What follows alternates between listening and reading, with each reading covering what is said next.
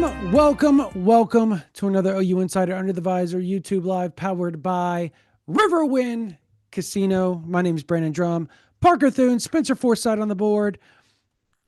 Oklahoma won 2-0 on the year. We're going to talk about that. We're going to talk about a big recruiting weekend, probably the biggest in Brent Venables' era, bar none. I don't think that's a question. We will talk about commitment that happened today. Deari Desern. Is that how you pronounce his name correctly? Desern, as I understand it. Deari Desern. Desern. One of the top 100 players in the country in the 2027 class, according to On3 Rivals 100. Committed to Oklahoma earlier today, actually. Payton Houston, one of the top 2 or 3 quarterbacks in the country in the 2027 class, is set to decide on September the 15th. We were going to talk about that and so much more. Plus, we're going to answer your question, your super chats, all of the above. We can't wait to dive into it. But before we do, Parker, as usual, let's thank our sponsors. Riverwind Casino, folks, is our presenting sponsor here on OU Insider Live. You know where it's at, right off of I-35 and Highway 9, the OKC area's premier gaming destination for nearly 2 decades now. Almost 3,000 electronic games, table games, bars, and dining options, plus the best live music in the metro. It's no surprise that Riverwind is always a good time. Also, a shout out to Jana King, a proud partner of not only us at OU Insider, but OU Athletics as well. Jana King is the greatest team to ever clean, delivering spotless results and solutions from stadiums to any size business across the country. Check out which of their solutions is best for you by going to janiking.com. That's JANIKING.com. And finally, a word from Prize Picks. Do you know ball? It's time to prove it with Prize Picks.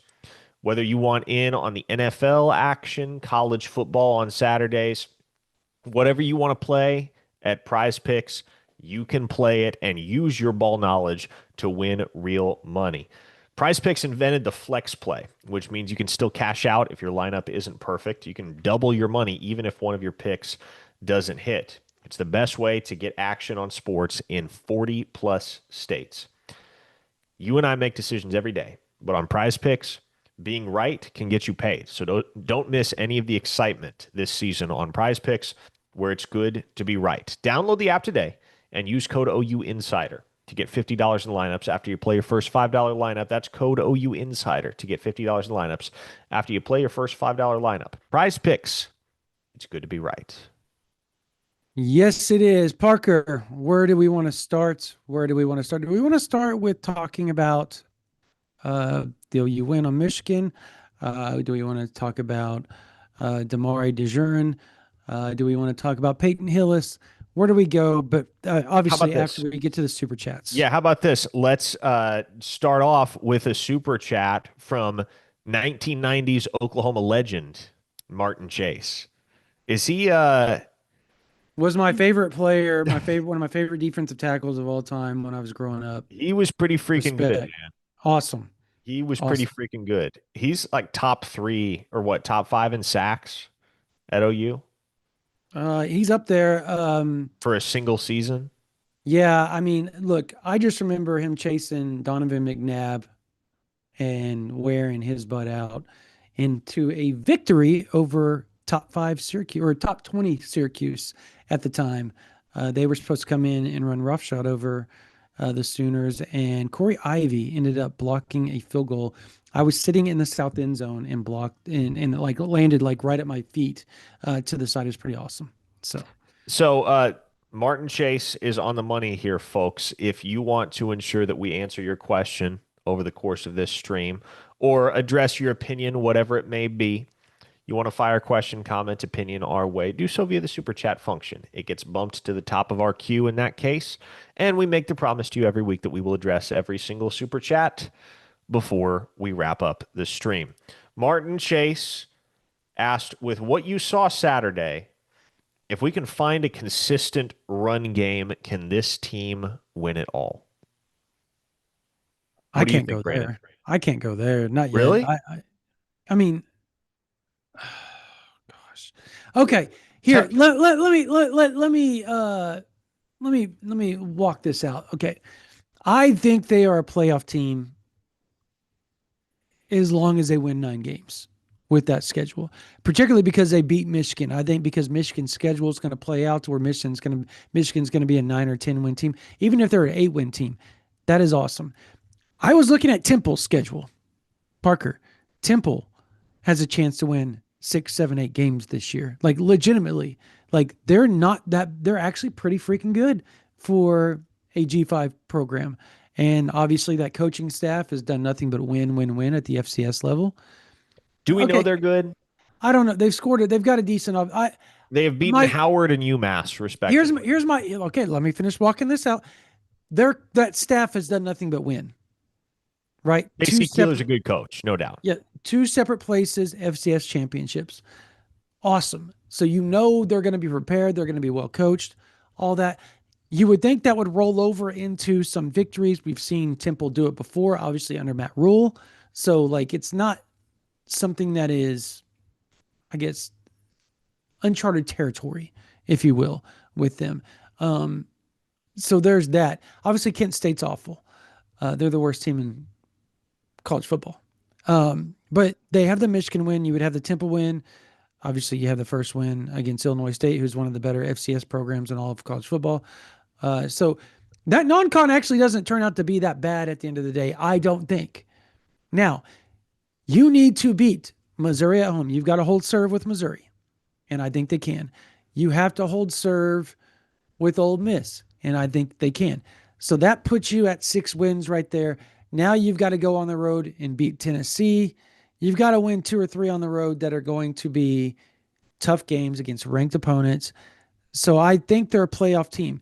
If they can get a playoff home game in round one, I think all bets are off. And I truly believe that. I guess here's the way I look at it. With what we saw Saturday against Michigan,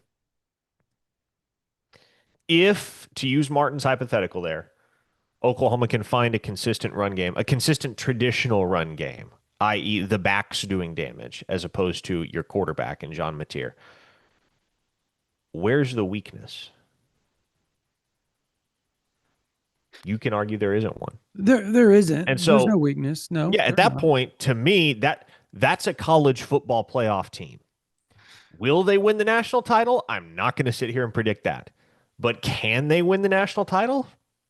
Absolutely, they can. Yeah. I As I mean, look at Oklahoma's schedule, and really just as I've monitored the college football landscape over these first 2 weeks, and obviously I haven't watched every second of every game, not anything close to it, but I was having this conversation with a colleague over the weekend, and he and I agreed that the two schools that look to be a step ahead of the rest right now are Oregon and Ohio State. Those for sure. look like the top two programs in college football right now. We'll see if that holds. A lot is going to change between now and late November, early December once conference championship games are played. But look at Oklahoma's schedule the rest of the way. Look at how some of the teams on that slate that were expected to be marquee opponents and still will be marquee opponents have played. I said this before the season. I believe it all the more now. Yeah. There's not an opponent on Oklahoma's schedule that they can't play with and beat. There is no opponent on Oklahoma's schedule that is measurably and demonstrably better and more talented than the Sooners. So, if you ask me, can this Oklahoma team win it all? Yeah, they can. Will they? That's a different conversation. Yeah. That's not a conversation I'm ready to have until like November. Yeah. But if they can get to the college football playoff, yes, the default implication there is they're capable of winning it all. And I do see this team as a team that can get to the college football playoff. I just can't get myself to go there. And maybe I am, you know, a sourpuss about it or whatever you want to call me. I just can't. Like I can't get myself to go there. If they beat Auburn, I'll talk. Like I'll talk. You hold serve with Auburn, Missouri, Ole Miss at home. I'll talk. Like I think that's worth talking about at that point. And I haven't brought up LSU. because I think LSU's kind of the wild card of the four home games in conference, right? I think that's one where you're like, oh, and that could go either way. And you don't know what injuries Yeah. are going to look like or anything like that by then. So, um, yeah, I think OU, like you said, is talented. They are talented. I think John Mateer is even with the running back struggling running the ball. I think he is kind of the balancer of everything. Like he's the equalizer of everything because he can do both, run and pass. Yeah. And you saw that. And yes, I understand 2019 you had Kennedy Brooks, you had Ramondre Stevenson. I get it. They were good. However, your main runner was Jalen Hurts that year. And he carried you to, I think they were what, 11-1 in the season, right? I think that's plausible. I mean, he reminds me a lot of Jalen and how he plays, and Baker. He's kind of a mix. But anyways, The that's Green for another Arrow. day. I appreciate the super chat, though. Martin The Chase, Green superstar. Arrow asked, "Is X hurt?" X has been dealing with hamstring issues all fall camp, and they've seemed to lingered a little bit. He's not full throttle ready to go. He hasn't been. He went Illinois State because he had to go. Like, and you saw that when they got comfortable with Jaden Ott, they rolled with Jaden Ott. Now he didn't carry the ball that much. I talked to somebody last night, Parker, that said Jaden Ott will get going this week. I'm not going to hold it to him, I but was about to say I hope so because we heard a lot of the same things last week and he didn't yeah, get going. He had 4 carries for 9 yards. So that at a plus certain one's hard point, to throw away, bro, with that quarterback run game. at a certain point, if this Oklahoma offense is going to level up and Yeah. become what they're capable of being in their peak form, it's going to require the Jaden Ott breakout. How weird is it, honestly, that we're sitting here 2 games into the season talking about the running back room as potentially the weakness of Oklahoma's offense when it seemed for all the world going into fall camp as though it was going to be a substantial strength because of the presence of Jaden Ott and Xavier Robinson and Yep. Javante Barnes and Taylor Tatum. And the guy that wasn't getting talked about a whole heck of a lot is the guy who's really forced the coaching staff's hand and putting him on the field, and that's Torrey Blaylock. Yeah, Torrey Blaylock's been amazing. Um, he is going to be. I don't know if it's going to be this year that he's actually going to be that dude for OU, but I'm going to go out on a wild limb and say next year he's the guy in that OU backfield. Just a guess, Parker. Just a Jesse guess. Dyer tossed us $10 and said, bold prediction, 2 picks from Cortland this Saturday. Last Saturday was electric at the game, felt like early 2000s. Amen to that. Best environment I've witnessed at Owen Field since I started covering this team on a full-time basis. And that goes back to Better than Alabama last year, 2019. Better than Alabama last year. Because here's the thing. The highs were higher for sure. in the Alabama game last year for obvious reasons. That was a game that Oklahoma was not expected to win. And not only did they win it, they dominated it. But in terms of energy start to finish, I have not attended an OU game. I have not covered an OU game that compares to that one. The Okay. atmosphere was pretty dead at the beginning of the Alabama game because that team was sick or what, 5-5 at that point, clinging to the faintest glimmer of hope that they could make a bowl game. I think there was a very large contingent of the fan base at that point that figured that team wasn't going to make a bowl game. And so once things got rolling in that Alabama game, things got loud. But I'll give credit to Sooner Nation, man. They brought it from the opening kickoff all the way to the final gun this past weekend. That they did. Do we have another super chat? We do. Go for it. Another $5 contribution from Jesse, who said, also, can we please have a discussion about DeMarco? 3 years in a row, and we still have the same questions about his room. I mean, I think it's fair, but it's also fair to say that nobody ever really in that room ever really gets chance to last year. Yeah, I'll give you that. This year, I mean, the line didn't block particularly well in the run game in week one, and obviously Saturday it was the John Mateer show. So there really Yeah. wasn't a chance for. It's a little Well, early to start throwing shade at him. Now, after this week, if after Auburn, if you're still having these issues, Parker, I think, yeah. I yeah, would I say, think it's look, fair. I understand at this point that there's very justifiable reason why some folks would want DeMarco Murray's head on a platter because they're not seeing progression with the running backs.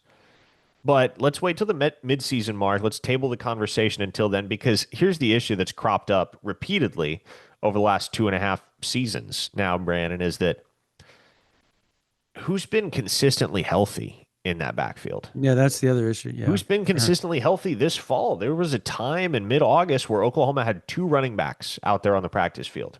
Javante Barnes, Torrey Blaylock, that was it. And of course, Blaylock got hurt in week one with that Hmm. shoulder injury.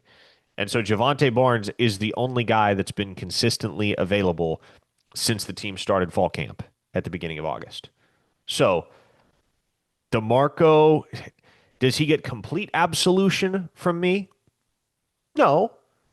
But I will say I sympathize a little bit with his plight, just mindful of the reality that he hasn't had guys healthy consistently. Yeah, no, I agree with that. It's a struggle, man. It has been a major struggle with the health, particularly with some of the guys that you look towards to be your kind of the guys that are going to tote the rock for you the most, that you trust in the passing game and the run game. And I think he's trying to find it, but running backs have to, like Parker, they've got to get in a rhythm, and you can't get in a rhythm when that plus one and you're that plus one as far as blocking for Mateer, right? You're that extra hat, and you're always blocking instead of running the ball. So it's going to be interesting to see how this plays out. The one thing I'll give Lincoln Riley credit, and I think you can't say anything yet about how things have gone just because it's so fresh and so new underneath this new staff. Um, he found a way to get the running game going with the quarterback and the running backs somehow, some way. It also probably conference. Big 12 not playing defense probably had a little bit to do with that as well, right? Yeah. Matthew Porter gave us a $10 contribution via the super chat function. Asked, how is Owen Hollenbeck coming along? Coming along well. He's one of the strongest guys on the team. I mean, that's his calling card, right? Is just brute strength. He's what, close to 350 pounds, but carries it well. He's working on the scout team at center and in all likelihood going to redshirt this year, which is fine. Um, he and Darius Afalava, amongst the offensive linemen that signed with Oklahoma last cycle, those are the two guys that are probably going to take a year, probably can afford to take a year. The Sooners are in a position where they've had to deploy Michael Fasusi and Ryan Foje from the jump, and so they have. But Hollenbeck and Avalava are two guys that they don't have to rush along, and so they won't. Yeah. What, as far as like just the future, and I know it's just week two, like, do you see Hollenbeck being the guy at center When? 26, 27 seasons? Well, 26, Jake Michael is your guy. Yeah, I guess he Um, returns. I guess, okay, 27. 27, I think you're going to have a really intriguing competition on your hands between Hollenbeck and Noah Best because Oh, yeah, I forget he's going to be a center. I I always forget that. love Noah Yeah. Best. Yeah. That dude is good. I just think that Hollenbeck is like a mauler, dude. Like he reminds me there. I mean, obviously, he looks like Creed quite a bit. He's built a lot bigger than Creed was. He's not as fleet of foot as Creed, but he is. When Hollenbeck gets a hold of you, or at least when I saw him at Melissa, whenever he got a hold of you, it was, lights out. You were going nowhere other than your back to the ground. He was so fun to watch. All right, we have any more? We do. Daryl Okay, Rebels, $10 from him. appreciate you. DeMarco is a hell of a recruiter. Who would be a better option than him? Poor O line play and health have been his worst enemy. I think just like BV, he's our guy. Also, who has a better defense than OU at this point? I Again, mean, I don't know that I can speak to that because I haven't been able to watch a ton Ohio State, of other. maybe. Yeah, and obviously watching that Ohio State Texas game in week 1, it was clear Ohio State's got a really, really good defense. But then again, it's been 2 weeks. What you can say about Oklahoma objectively is that that unit is really strong, really strong. Is it the Yeah. best in the country?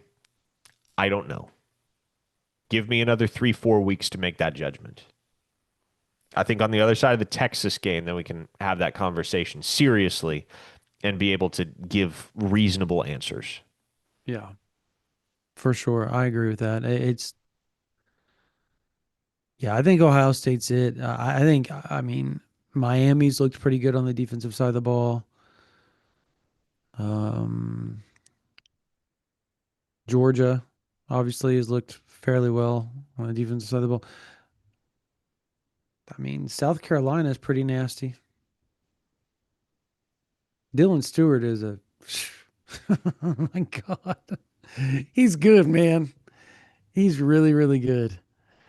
Big homie Jay said, every recruiting cycle, Parker always falls in love with a big country O lineman from the middle of nowhere. This year is it's Noah Best. Big homie Jay, I don't know if you've ever been to Midlothian, Texas. It's certainly not the middle of nowhere. It is right next to Dallas. You can see you pretty much you can see the Plano skyline from Midlothian, can't you? I mean, it's a southern suburb of Dallas. It's right there next to Duncanville and Waxahachie, and excuse me, downtown Dallas. I said Plano. I'm thinking of McKinney when I said that, but yeah, downtown Dallas. Yeah, it's. Why did I think it was on the north side for some odd reason in my head? I don't know. It's by Sash, isn't it? by what? Sash, or how do you say that? Sache or Sasche? Saxe? Saxe, is that how you pronounce it? I don't know how you Yeah, pronounce it. Saxe is up there on the northeast side of DFW, as I recall. Saxe. Oh, Spencer in our chat, it's Saxe, dude. Yeah, I'd never even I never knew how you pronounce it. I just know they were really good from like 2015 to 2020 at football, and then they're not so good anymore.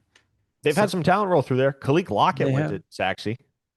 Uh, uh, my God, Mayday's kid that played back in the '90s for OU in basketball. His kid played corner and ended up going to Bama. That one where you see Saban doing the to the left, to the left, to the right dance in the living room with that family. That's them. Sorry, you probably don't know what I'm talking about. This is before Parker's time in the industry, so uh, aging myself. All right, yeah, let's talk about Deari Desern. Let's Uh, do it. yeah, big time pickup. I am going to go out on a limb and say that there was probably a certain quarterback that did some pretty good recruiting this weekend, named Bo Bentley. Obviously, I'm not hinting at anybody else at all. But yeah, if you're a wide receiver right now, and let's say you have a pretty good hunch that Oklahoma is going to have in 2026, Bo Bentley, you're also going to come in and potentially, probably, as long as John Mateer keeps doing what he's doing, you're going to have Michael Hawkins potentially, Bo Bentley, and this guy named Payton Houston potentially. You're going to find out next Monday, one way or the other, if he chooses OU, USC, LSU, those type of schools. Um, you got to like OU's chances was to coast, my friend. The left coast. It's crazy. Like that was out of nowhere. Yeah, I mean, he was a guy making his first trip to Oklahoma, right? First ever trip, and he leaves committed. Look, not questioning anything, but that does kind of make you wonder. Just the circumstances surrounding it makes you wonder, okay, is Oklahoma going to How be able long to does it hold that last? one all the way till the end? Because, I've seen enough commitments off a singular visit to know that they don't all last. This one may, it may not for the moment. For the time being, he's committed to Oklahoma. and loved his time in Norman, loved interactions with the staff, loved the fit that they sold him on in Norman. And man, if you take a look at his sophomore tape, he is a dynamic returner. Hmm. Dynamic returner. In addition to being a really good receiver and a guy that can kind of line up all over the field, he is incredibly explosive in the return game. And one of those guys is just, he's stupid fast and Yep. accelerates effortlessly. And those two things alone are going to enable you to have success at the collegiate level in some capacity, whether that's as primarily a receiver, returner, running back, whatever the case may be.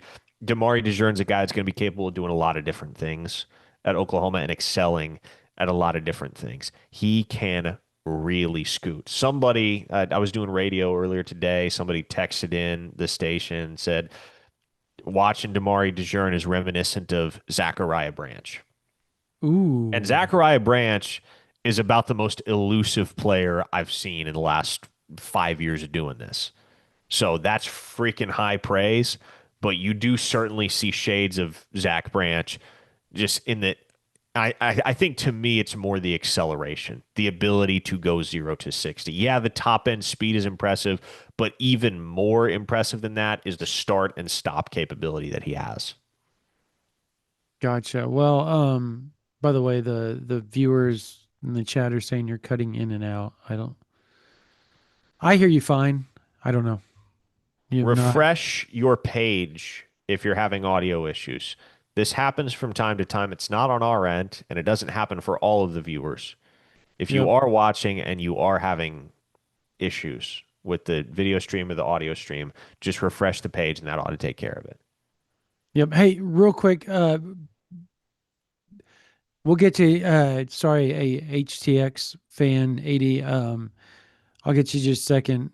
Yeah, like the Zachariah Branch, I remember going and watching him out at Bishop Gorman, and at this point in time, he and his brother were big, heavy OU leans at the time. Obviously, Malachi Nelson, like that was like the deal, right? Like they were all gonna go. We all want to go to the same thing, same place, all that type of stuff. And Oklahoma was the place. Um, obviously everything crap hit the fan and didn't happen. But watching him return punts was one of the funnest things I've ever seen in high school. And in turn, probably one of the funniest things I've ever seen in college. Just like you said, he's so elusive, he's so fast, he's so twitchy that it is very, very difficult to kind of put an analogy. And you're throwing high praise if you're throwing him out there as Zachariah Branch, by the way. And obviously, we're talking about OU's new commit, uh, Desern, but Deari. Deari Desern, excuse me. Um, yeah, he to me, he's like a bigger Dion Burks. Would you kind of like a taller Dion Burks? Um, fast. He's the same size as Deion Burks. So yeah, I think that's a fine comp. He's He's not as he's not as bulked up as Deion Burks no, is, but obviously, but he's longer than him though, isn't he? He looks it. It may be because he's skinny right now that he looks yeah. longer.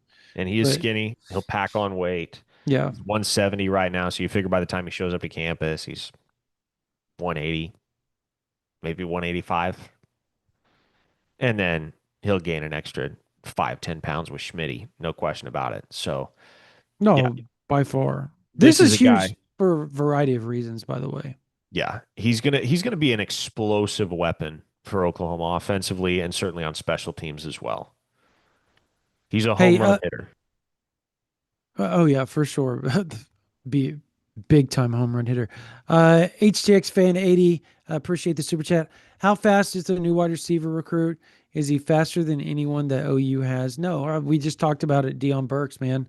Uh, Isaiah Satania is fast, fast, fast. I'm trying to think who else is like super fast at OU right now.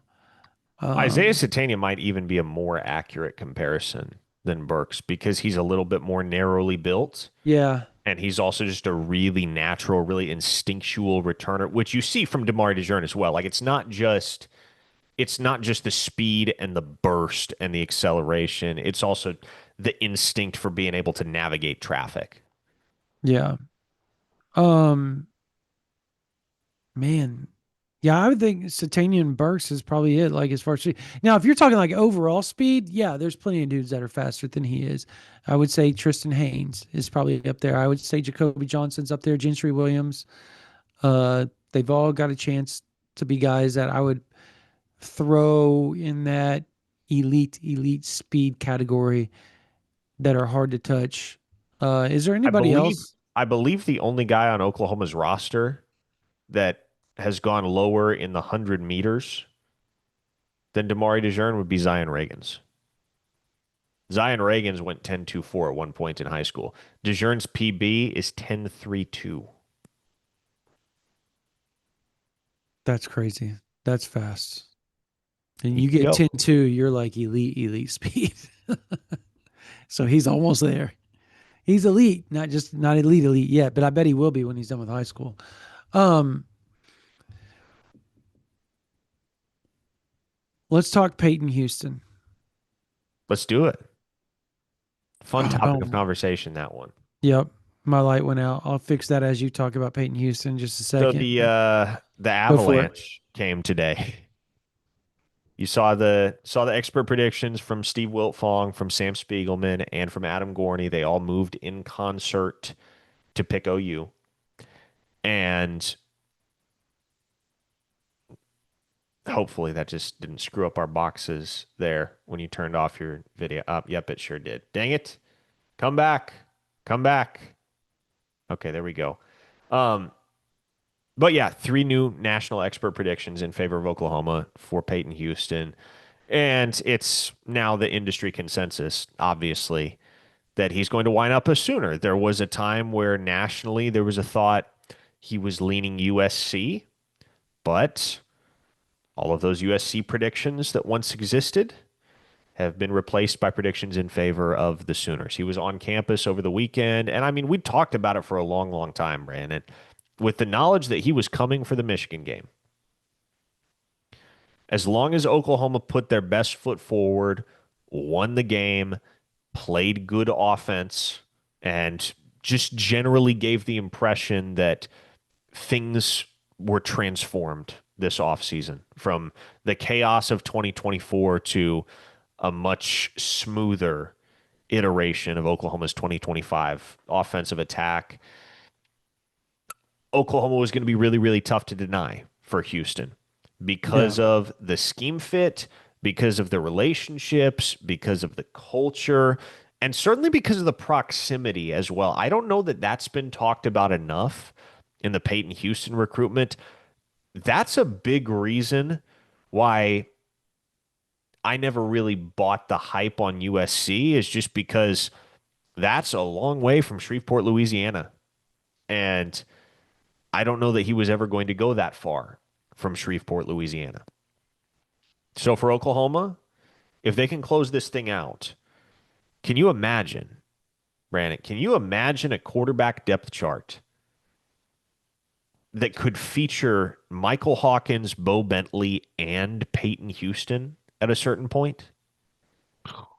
From a pure talent standpoint, and obviously it has to translate to the field, but from a pure talent standpoint, that will be one of the best quarterback rooms that the University of Oklahoma has ever had. Regardless of the era, one of the best quarterback rooms that Oklahoma has ever had in terms of raw talent. It's up And there for sure. I've said this many a time, going back over a year, even before Payton Houston had the OU offer. There's not a quarterback I'd rather have in the 2027 class to build something around. He is an incredibly polished prospect. It's about 5'11", in the neighborhood of 200 pounds, really good build, strong lower half, can generate a lot of velocity on the ball, has a ton of Hmm. natural arm talent as well, very crisp mechanics, tons of mobility. But above all, Brandon, and I think I was just mentioning this on ouinsider.com in a board thread earlier, I think what we've learned from the Gabriel Arnold Mateer succession at Oklahoma is that what matters the most, what absolutely matters the most, is not elite physical traits, but the ability to process and make quick, correct decisions with the football. And that is an area in which Payton Houston excels, which is why I'm so confident this is a guy that's going to play the game a long, long time. And regardless of where he enrolls, obviously the expectation is right now that's going to be Oklahoma. He'll be a multi-year starter, decorated, all conference type guy. The type of dude it's very easy to imagine him sitting in New York City for that Heisman ceremony at least once, perhaps multiple times over the course of his college career. Yeah, he's special, man. Like, just just watching his film, and obviously seeing Peyton in person, the thing that stuck out to me the most was more just his personality. He's a leader, but you it's hard to describe because he's not a too high, too low type guy. Like there are players that you want to be around that get really amped up, and that's how they lead. They lead with emotion, right? Like John Mateer leads with emotion, right? His play is and not just in when I say emotion, I'm not just talking about the very definition of emotion. I'm talking like he plays with emotion. His play exudes emotion. Talking about John Mateer, Baker Mayfield the same way. Peyton Houston is so smart and so heady back there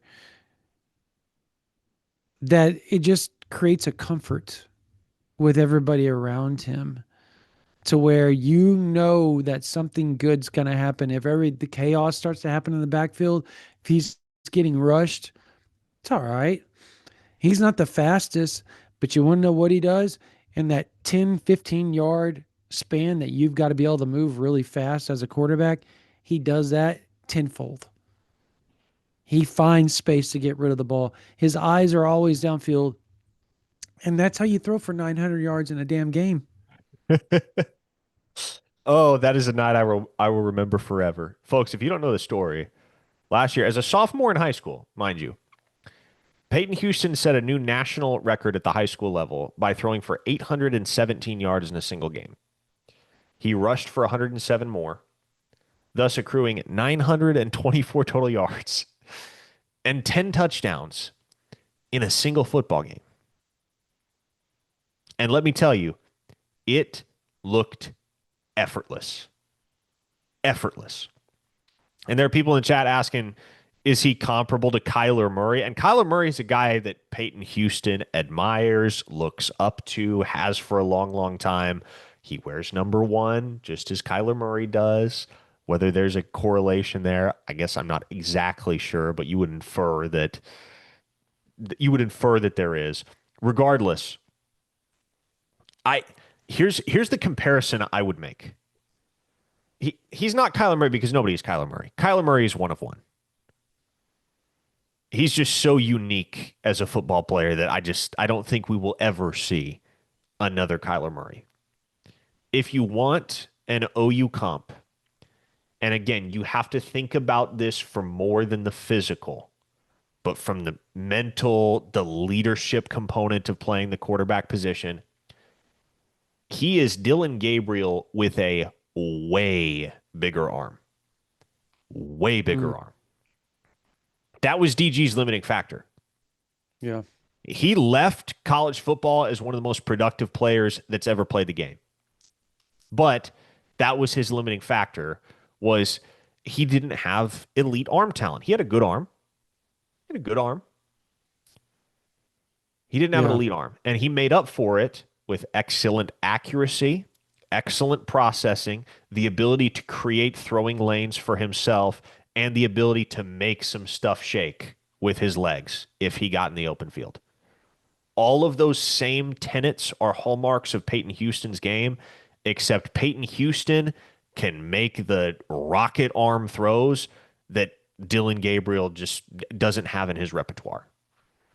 No, yeah, Dylan has and still does have his limitations. Hey, before we dive more into that, and obviously uh, talk a little bit more about Oklahoma coming up, the big weekend that Oklahoma just had on the recruiting trail, I have to do something real quick, and that is thank one last sponsor, and that is SeatGeek. I know some of y'all are looking for tickets for when Auburn comes to town with former Sooners quarterback Jackson Arnold. If not that game, I know Sooners fans want to make sure you see one of the SEC home games of Ole Miss, Missouri, or LSU. Heck, probably even OU, Texas, and Dallas, which is why I want to give you, which is why I want to give one of the sponsors of today's show, SeatGeek, a huge shout out. With over 35 million downloads, SeatGeek is the number one rated ticket app. There are more than 70,000 events listed on SeatGeek, including concerts, sports, festivals, and more. SeatGeek is the official ticket marketplace of the Oklahoma Sooners. So all Sooners tickets on SeatGeek are authentic and secure. I love using SeatGeek. I used it last year and I took my family to the Oklahoma City Thunder playoffs this past spring as they went on to win the NBA title. That was fun. Several games we use SeatGeek. So if you're wondering if you're spending too much or if you're being overpriced on a ticket, SeatGeek has your back. Each ticket is rated on a scale of 1 to 10, so you know when you're getting a bad deal or a good deal with the green dots. Green means good, red means bad. Plus, every ticket is backed by their buyer guarantee. So we, of course, at OU Insider have a code for you guys. You can use code INSIDER10 for 10% off your next set of tickets at SeatGeek. That's 10% off any tickets with promo code INSIDER10. Make sure you click the link in the description to download the app and have the code automatically added to your account. You can use it later. Thank you, SeatGeek. All right, Parker, on to this weekend. What's up? You're smiling at something. You're muted. You're muted. Dang it, why did I mute myself? I don't know. I was trying to say, apparently I echoed a bunch of stuff that Daniel Allen was saying in the YouTube chat, and I didn't see it till now. So, Well, I didn't see it either, but I also saw Big Homie Jay trolling everybody, which is always fun to read him. uh, He's getting after everybody, and people are falling for it. If they don't know Big Homie Jay, yeah, you're gonna fall for it. So he likes to mess around a little bit. yes, he A couple does. more super chats. Jason won, threw us $10. Thanks, Jason. And asked, were recruits in the tunnel with the team when they came out to the hype music? No, at that point, the recruits had taken their seats up in their seating section. Um, Were they there for There Ain't No Love in Oklahoma though? Hmm? Hmm? Hmm? $5 from Charlie Price, who asked, any chance of KJ Ford or Davian Gross flipping with OU surging and Florida trending down and the possible Napier firing? At a certain point, Just don't even. I I, wouldn't I even care at this point. yeah, with the KJ Ford recruitment in particular, it was like that that was such a difficult one to track. And if indeed Billy Napier is dismissed at Florida and KJ Ford is back on the open market, I don't have a clue where that kid will end up. It could be Oklahoma. It could just as easily be a dozen other schools. So Yeah. I genuinely don't know. With Davian Gross, I'd feel a little bit more optimistic about that one if indeed Napier was dismissed and Gross had to look around. Because Oklahoma finished second. I think that's pretty well understood, well documented. Like they were first until the final hours, and then they finished second. And so it would stand to reason that if Florida was out of the picture at any point for Davian Gross, Oklahoma would be one of the very first schools he took a second look at. And let's call it like it is. That's a dude you're making space for. It doesn't matter what numbers look, or what numbers look like, I should say. If Davian Gross wants to jump on board, you let the kid jump on board. But especially with how that all unfolded Hmm. down the stretch, Hmm. I think it would have to be Gross initiating that. You know, Facts. like it would have to be Gross coming back to Oklahoma and saying, "Hey, I want in." And how do I want to word this? And with how difficult he could be to communicate with at times. Um, I would put the odds of that very slim at this point. Just, I think from a parent perspective, being his parents, it feels like they kind of favored Oklahoma, you know, for obvious reasons. Um and this is going to be a fun story to talk about during the post National Signing Day chat on OU Insider for sure. That one's different. Yep. That was a weird, weird deal the last few hours. That it was. Dean Machine tosses $5 and said, speaking of Auburn, any word on Giovanni Gibson? Oklahoma should get a bunch of guys back prior to the Auburn game. A bunch of important, like Eli Bowen, Kendall Dolby, and Giovanni Gibson. There's a very real world in which all three of them are active for the Mm-hmm. Auburn game. And so, don't want to put the cart before the horse, but that's kind of been the target date for a while now for those three. And haven't heard anything that would indicate things aren't on track in that regard. Yeah, I've heard nothing but good things with Eli and Giovanni Gibson, particularly, and Kendall Dolby. Uh, I don't. I honestly haven't heard anything new on Kendall Dolby in 2 weeks, but 2 weeks ago it was the Auburn game. Like they were sitting him out until Auburn. That's what was going to happen. And look, people I've talked to were like, that's actually a good thing because now when they come back, they feel like they're so deep at corner and cheetah that it's almost unfair. Now it's going to be how do you rotate these guys? Because when Jacoby Johnson gets healthy, like how are you going to rotate him? Day Day, obviously Devon Jordan, uh, Guillory, Gentry, uh, who else am I? Eli Bowen. Like that's going to be difficult. Oh, and by the way, Kendall Dolby's playing corner as well. Like that's There a are only so many problem, snaps to go Parker. around there. Only so many snaps to go around. And personally, right now, I want Cortland Guillory taking as many of those snaps as possible. So Yeah, for sure. the other But snaps are going to be at a premium, a yeah, I real don't know premium. how they're going to do the Gentry Eli Bowen thing. That's going to be tough, man. That's three. You have three elite corners, which is a great problem. Yeah, and then then it's a question of, well, how can you Yeah, make room for Kendall Dolby, which is crazy that we're having this conversation right now. Like, how do you exactly. make room for a guy that was one of your best defensive football players when healthy the last two seasons? I don't know. I don't know. Like I legitimately have no answer for that. This defense has incredible depth. Incredible depth. It's what happens when nobody transfers. They're going to people are going to transfer after this year. Like cuz Yeah, just they cuz will. the depth issue is getting too big, too much, which you probably need just to alleviate some of those problems. Um so it's not necessarily you just have to have the right people transfer and the right people stay, if that makes sense. So, um real quickly, BMD killer. How about thank you for the super chat? How about Caden Hall for the same reason? Look, Caden Hall is I when he called to tell Oklahoma he wasn't going to Oklahoma, let's just say it got emotional.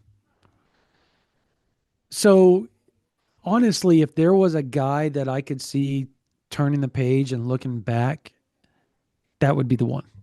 And I do think Oklahoma would, of their own volition, pursue Caden Hall, as 100%. opposed to Davian Gross probably having to be the one to initiate it with Oklahoma. No, if Caden Hall decommitted at any point, Oklahoma would go hard after him. For sure. And the people at the Switzer Center think that is one of the most amazing kids that they've ever recruited, by the way. Like he's that good of a human being. Like to the point he got emotional telling Oklahoma, I'm not coming. I'm going to commit to Florida. He was, and this I was told this from a couple of people down in Florida. Like They were shocked how hard he took telling Oklahoma that he wasn't going to OU because of that's just not how a lot of people um, down in the Sunshine State view it. They see it from a distance and they see that it's such a long ways away. You kind of lose that. You kind of lose sight of the relationship side of it, and that's where Oklahoma really won that battle. If he lived in Georgia, he's probably a Sooner. I mean, it's that close. That's how crazy it is. A couple of hours further north, he's probably a Sooner. So, I mean, it is what it is. Of all the guys that you talked to this weekend, I need to drop more of my notes, by the way, and keep, Yeah, you do. yep. Um, I have them like sitting there in my note thing as like bullet points. I just need to get them on the board. Um, what was the one thing that surprised you the most from everything that you heard and talked to from this weekend over recruiting? I mean, honestly, and Okay, outside this, of yeah, the commitment. yeah, I was about to say that's Okay, not to be unsexy with the answer, but the most surprising thing is easily Deari Desern committing yeah, to Oklahoma. okay. Outside of that, that was too easy. Of you took the easy way out, and I refuse to allow you to do that. Okay, fair enough. Huh. Most surprising thing. Trying to think because there's not an immediate answer that jumps off the page beyond Deari Desern because you expect stuff to start shaking in a positive way when you win a game as decisively as you did in an environment like the environment at Owen Field on Saturday. So I think Oklahoma is starting to set the tone in a bunch of key recruitments in the 2027 class. No question about it. It's just a matter of how early do some of these guys wind up jumping on board, you know? And Mm-hmm. does the potential addition of Payton Houston kind of get the ball rolling for some other dudes? I look at a guy like Brody Knowles down at South Lake Carroll, who's got a teammate in Luke Wilson in his same grade, who's already committed to Oklahoma. Oklahoma, they look like the leader for Brody Knowles. And so with Luke Wilson already on board, let's say OU does get Payton Houston locked in, and they already have one wide receiver spot accounted for in Deari Desern. Is Brody Knowles maybe a guy that by mid-October is thinking, you know what? I should probably just go ahead and lock in with Oklahoma. It's a good business decision for me. That would be one I'd watch. And man, I don't know the timeline on it. I don't think anybody could really nail down the timeline on when it's going to happen, but I, doesn't it feel kind of inevitable that OU will wind up turning Cooper Hackett away from Texas Tech? Just because, It feels inevitable. Yes. yeah, well, just because Hackett loves OU so much and OU is prioritizing him so heavily to the point where they're, especially given that he's an in-state kid, an in-state five-star offensive tackle. How often do you get one of those in the state of Oklahoma? They're going to take care of him in a way that maybe they wouldn't take care of a Felix Ojo this past year, for instance, or a Lamont Rogers the previous year. They'll take care of Cooper Hackett. I I agree with that. Um, I was actually shocked. I think the most surprising thing was that OU only ended up with one commit. Now, granted, they could end up with two from the weekend.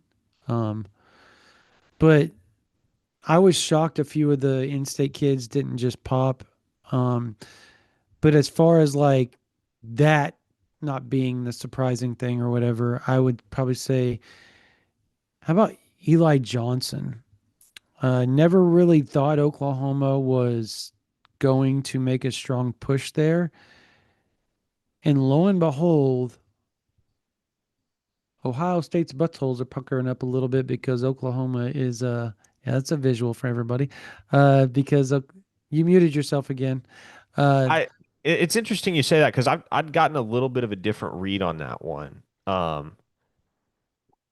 I've felt pretty strongly for several months now that Oklahoma's right there, if not leading, right there in the recruitment of Eli Johnson.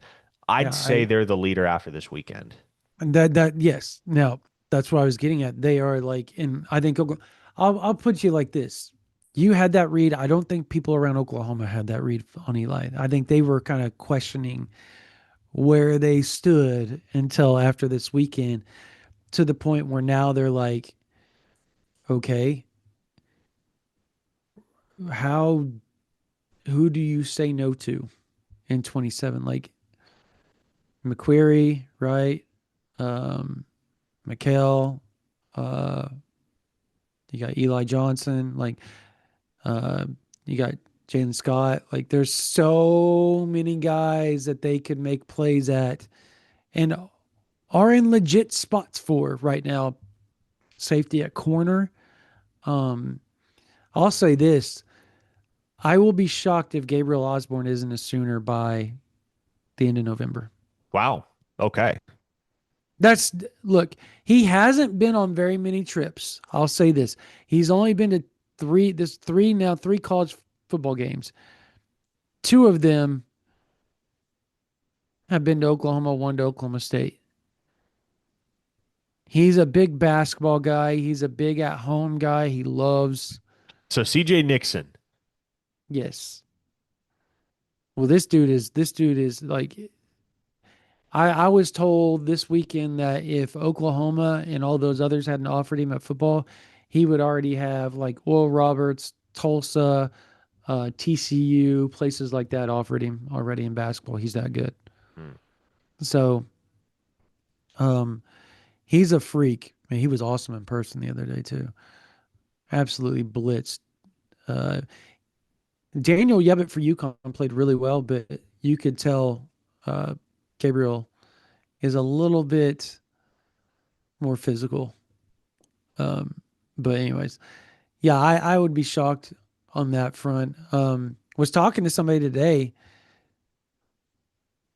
I think Oklahoma is in a spot for several kids in state that things could move really, really quickly with 27. I believe it. Oklahoma, I'll just say this. People around Oklahoma feel like this is the deepest class in like a decade, if Oh, not and it's more. deep. And, It's and deep. that's say 11 because OU 22 was offers. awesome, by the way. 11 OU offers within state lines already in And the they may not 27 be class. done, That by the number way. may go up. Yep. Jacob Matthews tosses $10. It's probably our final super chat here because we're running out of time. But he says, just joined. So sorry if y'all talked about it earlier. What pass to run ratio do you think it will be on Saturday? I'm hoping for 90% run. We got to figure it out. Love the show. I'll say 65 run, 35 pass because Yeah, it's a good scheme. it all depends on how. Well, never mind. OU's defense is just nasty. They're not scoring on OU's defense more than maybe 10 points. And I may give that's them the big 10 just to like be there generous. there are folks on the VIP board at OU Insider insisting that, well, can't look past Temple. This feels like a trap game. And It kind of does, but this team is not going to look past Temple. This staff is not going to look past Temple. You and I are allowed to look past Temple. yeah, And frankly, that's what I'm doing just because I don't see how Temple is going to be able to make headway on this OU defense. If Michigan couldn't do it, and they couldn't outside of one run bust that turned into an explosive play, yeah, how is Temple going to do it? fair enough. It's a great point. I don't know. Like You have to score to win. Temple does have an explosive offense, but they did it against Howard and who was the other team? Massachusetts. Massachusetts, UMass. Yep. So 97 points is still 97 points. I'll give them that. That's a lot of points, no matter who you're playing. So, anyways. All right. That's going to do it for this version of the OU Insider Under the Visor YouTube Live powered by River One Casino. If you're not subscribed to this YouTube or whatever podcasting platform you listen to us on, please subscribe. Hit that like, hit that 5-star button. We love you. We thank you guys. We do this because of you. If you're not subscribed to OU Insider VIP, all you have to do is go to ouinsider.com, click in that right above, boom, little green thing. It'll send you to where you can sign up for us, and you will get a option to get OU Insider plus The Athletic, complimentary of OU Insider and On Three for a whole year. It is $1 for the first week. It's a great deal. We have so much information. You think recruiting information is talked about here? We skirted over, like, there was 80 something visitors, and I bet you we've talked about 50 of them on OU Insider already. Whether it be between us, Steve Wilfong, Adam Gorney, Chad Simmons, Greg Smith, like, it's been a team effort, but there's been a lot of notes popped up on OU Insider VIP. It's been amazing. Plus, we've had a lot of stuff for you guys as far as team information, injury stuff for this week that we didn't talk about on here. A lot of stuff that's going on over there. Plus, the community is amazing. It's just awesome place to be. Go to ouinsider.com. All I have to do, again, click on that green button, send you to get that promo code, $1 for the first week, plus complimentary The Athletic, 1 year plus OU Insider, $11.99 a month, or you can get us for $119.99 for a whole year, which is obviously cheaper than $11.99 a month. If you're a college student and you have a .edu, email us ouinsider@rivals.com. If you are a teacher, same thing. Email us from your teacher's email account. If you are a active duty military, email us from your active duty military account. All of them, email us ouinsider@rivals.com to get OU Insider for $1 a month for 3 months. That will get you through almost all of the college football season. We want to thank you guys for helping the students. We want to thank you guys for your service for our nation. And obviously, college students, we're trying to help you out, knowing that times are tough. Finances are tough when you're in college. This is our way to give back to you, plus allow you to get into the community and have some fun and follow the school football program in a deeper fashion than just being here on YouTube or Facebook or Twitter or whatever. So again, ouinsider@rivals.com from your .edu, doesn't matter where you go to college, from your teachers, doesn't matter where you teach, from your teacher's email, from your active duty military account, ouinsider@rivals.com. All right, for Parker Thude, for Spencer Forsythe, my name's Brandon Drum. That's going to do it for OU Insider Under the Visor YouTube Live, powered by Riverwind Casino. You all have a blessed day. We'll see you for the pregame podcast.